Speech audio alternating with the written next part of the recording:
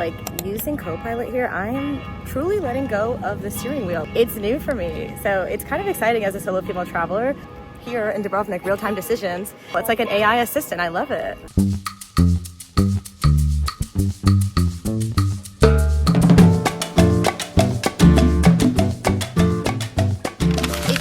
Right now that everyone is talking about how AI is the future, but I still feel like no one shows how it works in real life. And as a solo female traveler who's been to more than 50 countries and who also loves tech for a sense of security and safety and control, I've been wondering lately how AI can maybe help me travel more meaningfully with less stress and just better. And I'm not talking about the same top 10 list or those 3 viral TikTok beach clubs. I like to take real trips, ones that feel local, immersive, like once in a lifetime bucket lists. How did you find that type trips? Which is definitely not always easy as a solo traveler. So this summer, I'd already had it in my mind to go to Croatia. Some parts were locked in, but a lot of it still had to be figured out. That's when Microsoft reached out with a fun challenge to let Copilot fill in the blanks for me. And so here I am in Dubrovnik, Croatia, and yeah, AI helped me plan this trip, and it's gonna help me on this trip. I'm gonna be pulling out my Copilot and asking it questions and hoping it helps guide me through this trip and just make my life easier. I'm a solo female traveler, but Copilot is gonna be my co-pilot, my little buddy on the trip. Let's go, let's see how it is. I'm still wondering, can AI help me travel better,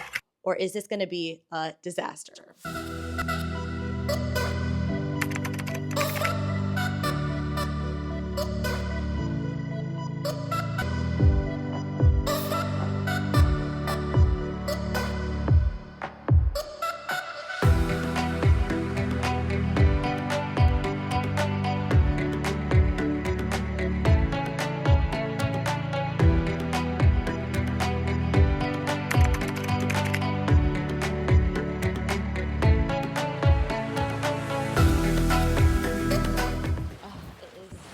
So beautiful.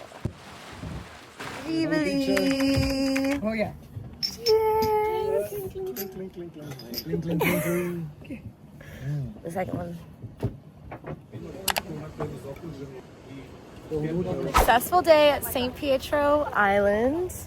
Drinking, swimming, loving life. And now the sun is setting-ish. Like, oh my God, we're in heaven, guys. Please. It's gorgeous.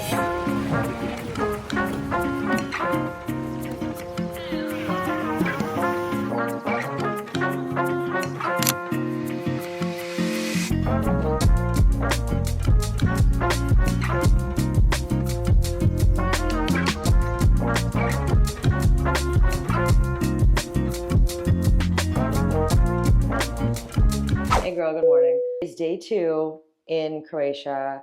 I just woke up. I am feeling a little jet lagged. I have a full day of activities ahead of me though.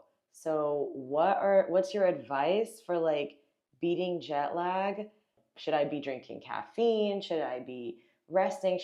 How should I space my breaks? Like, what are your beat the jet lag tips for someone who has like a limited time in a space and wants to make the most of it, but also doesn't want to burn out? Finding that balance is key. First, embrace the sun.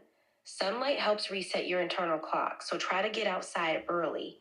Stay hydrated, skip alcohol, and go easy on caffeine. Rest when you need to, but avoid long naps. And don't forget to pace yourself. Short breaks between activities can help you recharge without crashing. How's the pace so far?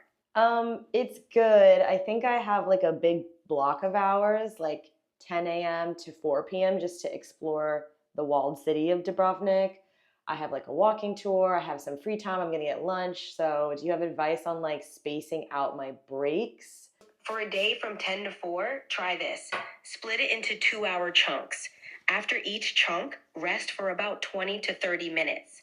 After your walking tour, maybe find a cafe to chill and hydrate.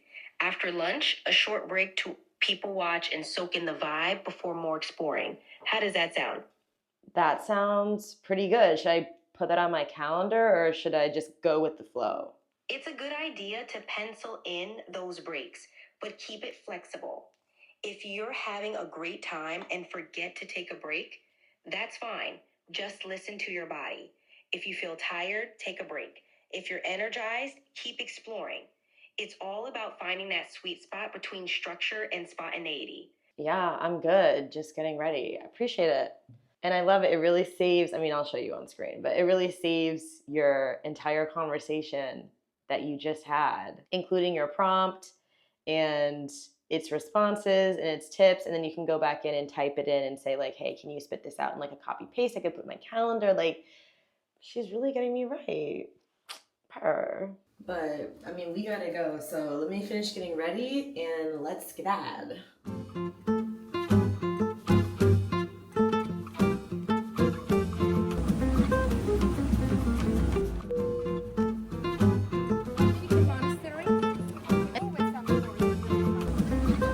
Okay, I am now on a walking tour in Dubrovnik on the wall, and I have a question, and I'm going to ask my tour guide, like the walking tour guide here, but I'm also just going to ask Copilot first and see. I'm going to compare and contrast. So we're going to take this as a little challenge.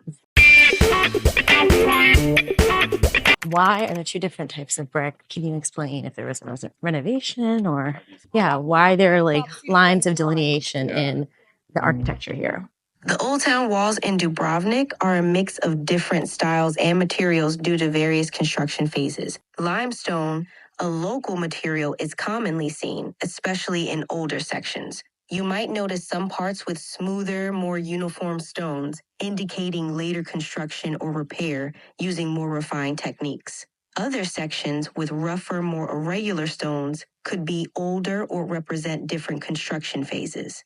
This blend reflects the city's long history and the need for repairs after conflicts and earthquakes. Your tour guide might dive deeper into these distinctions. It's fascinating, right? Well, the colors all depend on the age, first of all. Then they depend on the maintenance, which depends which part of it was like sand washed or has the new mortar. But the most important reason when you see the differences is the last war that happened from 91 to 95. We still didn't come to that story. And the roofs that you can see and all of that, that was all under the shellings. So we had to do a serious restoration. Okay, so it's restoration from the war. And that line, like the darker and the lighter, that's like kind of where they took out the wall and fixed it? No, well, this part here, that's just the maintenance, different maintenance. Just general maintenance. Okay, awesome. Thank you. As an ADHD girly, I already use AI every day to brainstorm plans, speed things up. But this is like a really different experience for me using Copilot on a trip. Like when it comes to travel, I'm definitely a control freak who likes to spend hours researching and doing everything myself. Using Copilot here, I am truly letting go of the steering wheel, like planning this trip. It's new for me. So it's kind of exciting as a solo female traveler. And I like that it's like not my guide. Obviously, I'm on a walking tour right now. I have a guide, but it's more like my bestie. I mean, you hear the voice. It's more like the bestie. And before, during, hopefully after this trip too, and like even right now here in Dubrovnik, real-time decisions, it's cool. It's like an AI assistant. I love it.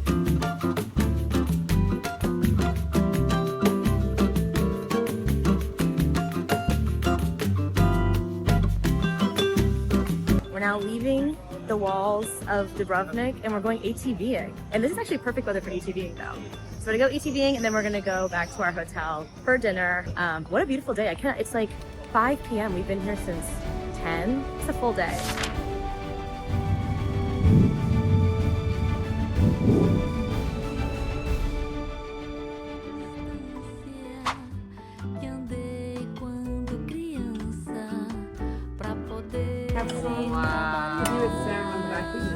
I don't know what's in that. What is in that? Squid and squidding.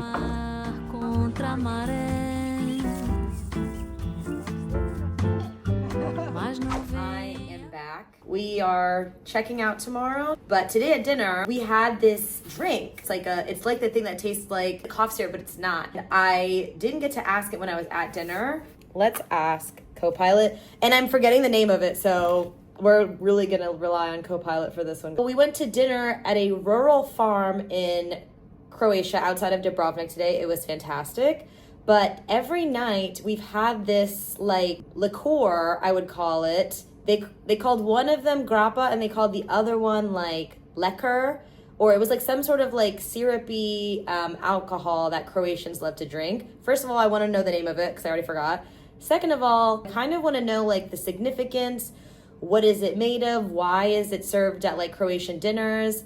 Is it only served to guests? Is it something they drink all the time? Like, just break it down for me. Sounds like you've been enjoying some rakia, which is a popular traditional Croatian spirit. Rakia is a strong fruit-based liquor, often homemade, and grappa is a type of rakia made from grapes. The other one might be liquor, a sweet, syrupy liqueur that's also popular. Rakia and its variations are deeply rooted in Croatian culture. People drink it for celebrations, social gatherings, and even as a gesture of hospitality. It's not just for guests. Locals enjoy it regularly, and making it at home is a cherished tradition. It's usually made from fermented fruits like plums, grapes, or figs. Each type has its own unique flair, reflecting the region's heritage. It's pretty fascinating how much culture they pack into a glass. Gag! Like, gag. And you can see in the screen recording pretty much exactly what I said. 2 days from now, when I want to make an Instagram video about this, or I want to tell my mom about this, I can go look at the prompt and it's like transcribed her answer. And I can be like, oh yeah, one was rakia, one was grappa. That's so dope.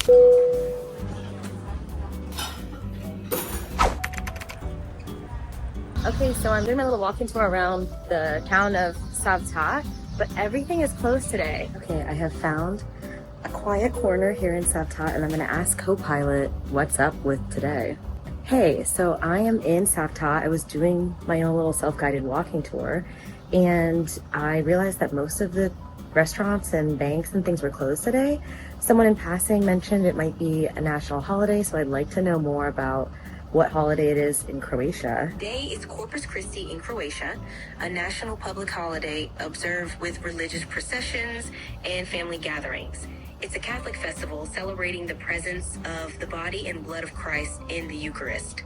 Now, about Croatia's Christianity. It traces back to the early Middle Ages with the arrival of Christian missionaries.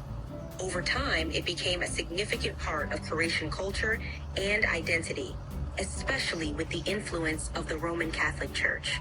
What can I expect from Croatia since it's a national holiday like this? Like, will most things be closed? Will some things be open? On a national holiday like Corpus Christi, most banks, government offices, and many shops could be closed. Oh. However, some restaurants, cafes, and tourist attractions will likely be open, especially in tourist areas.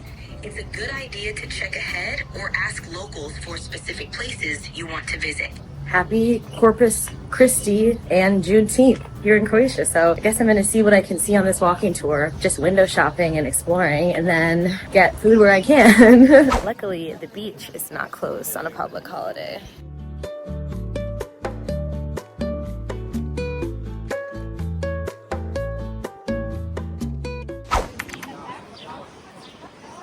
Beautiful, beautiful breeze. But I am in the town of Stan. I saw that they have like a Great Wall of China, a stone wall, which I want to ask a question to Copilot about. So I'll put it on the screen. This is what it looks like. It's stunning. But let's ask Copilot my question because the guy didn't know. Hey, so I'm in the town of Stan outside of Dubrovnik, and they have a big, like, Great Wall of China looking wall. It's a stone wall.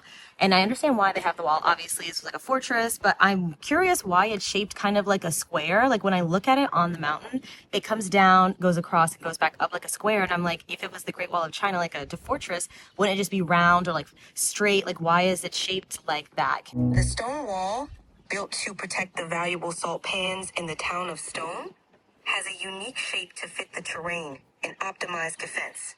It's not round or straight, so the shape of the stone wall was strategic.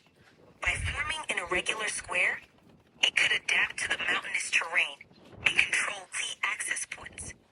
This design helped in defending against attacks from various directions, offering better surveillance and control over the surrounding area. Okay, interesting. Works for me. Catch the ferry.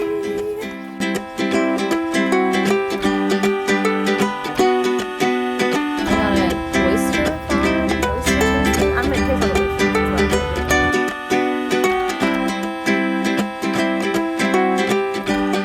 Oh?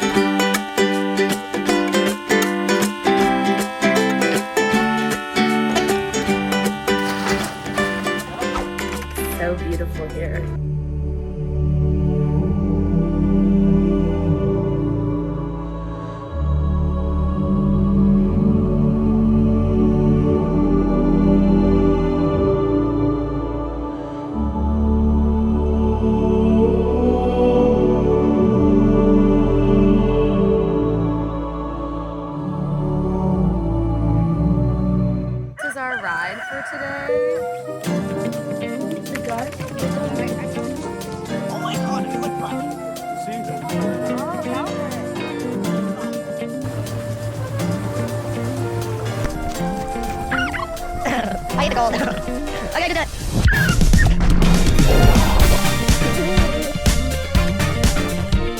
So I'm on the island of Vrnik and I see this sign in Croatian. Kind of looks like it's next to a construction site, but I have no idea what it says, obviously. So I decided to snap a picture and upload it to Microsoft Copilot and ask for a translation. Turns out this is a cultural park in progress. The island is actually the birthplace of Dalmatian stone carving, which matters because it asked me if I wanted to dig deeper, and it told me that Vrnik helped build basically the White House and the Hagia Sophia and so many more iconic landmarks. I would have never known this by just asking like a local or a guide, so points to Copilot.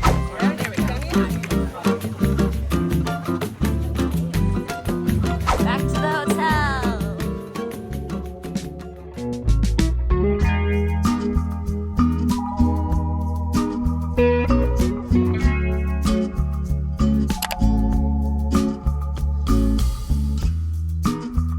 See, that is sandy beach, and the other side we have a more sandy beach, and in the middle everywhere is sandy soil. That is the best soil for this wine grapes.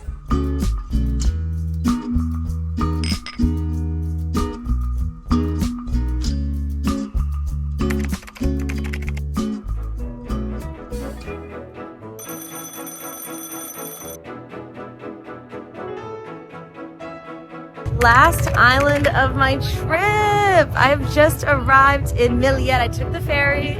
It is 11:30 a.m. Got my ticket. I'm going to Millet National Park. Super excited for a day of nature, kayaking.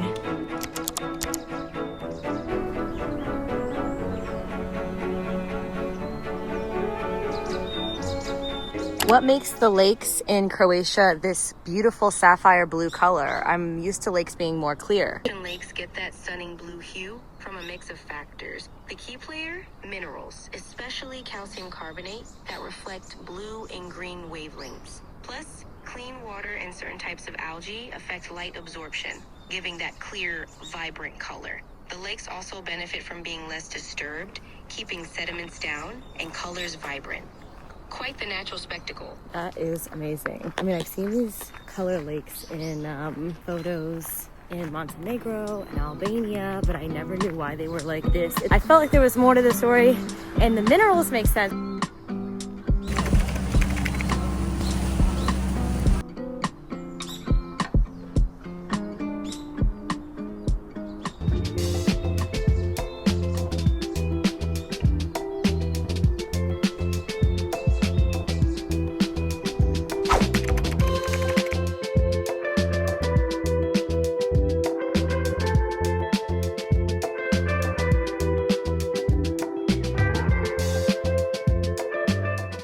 Okay, so at the start of this video, I posed the question, can you really plan a trip with AI?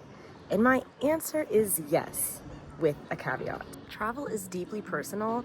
Your preferences, your pacing, your vibes, and no AI can replace a real-life guide story or a local's warm welcome. But Copilot, it's like the friend that handles the logistics, pulls the receipts, and keeps you on time while you live the story. And so I want to have one final test. I came on this trip to the Dubrovnik Riviera with half a plan, semi-planned itinerary from blogs, YouTube, and even the Dubrovnik Tourism Board's recommendations. And now for you guys, I want to ask Copilot to build another version for me. So right now on screen, I'm going to compare. What did I get right? What did I totally miss? And what does Copilot think I should do next time I come to Dubrovnik? I think the prompt I would use would be something like, I am a 29-year-old solo female traveler who's going to the Dubrovnik Riviera and really wants to have a luxurious, beautiful time, dive into the local culture via food, experiences. I want to hit the top highlight places. I want a 5-day itinerary starting in Savtat. And yeah, I would fill in those types of high-level ideas and details. And this is what I would get. Let's compare. Pause to check them both out, but I thought the results were very interesting. Copilot's version was surprisingly in-depth with links, like specific hotels and restaurant recommendations, super objective. Mine came from real people who know me and it shows. It's my preference, and I hit more destination than Copilot's, but I do think Copilot's itinerary was better paced and maybe even more immersive. Either way, together, they make me want to go back and redo the entire trip again, just differently. I am an OG woman in STEM. I have a degree in statistics. I worked as an engineer in my previous life. I love technology, and I've tested a lot of AIs in the past. Some helpful, some just hype. But as a solo female traveler who uses tech to feel safer, more strategic, and just more immersed in each destination, I have to say, Microsoft Copilot really held me down. From talking to it in real time when I was tired or overwhelmed, to snapping pictures of signs I couldn't read and couldn't translate, to asking it weirdly specific cultural or historical questions. It had voice to text, it had voice conversation, it even had Vision Pro features. Wasn't that incredible? I can't overstate it. It made a huge difference, honestly. So if you're someone who wants to feel more confident, more calm, more connected while traveling, especially solo, try out AI. Specifically, Microsoft Copilot, I think, is an incredible option. Really integrated, really easy to use. It's almost foolproof. And I really get why it was named as such. It was not just a tool to help me travel. It was truly my Copilot.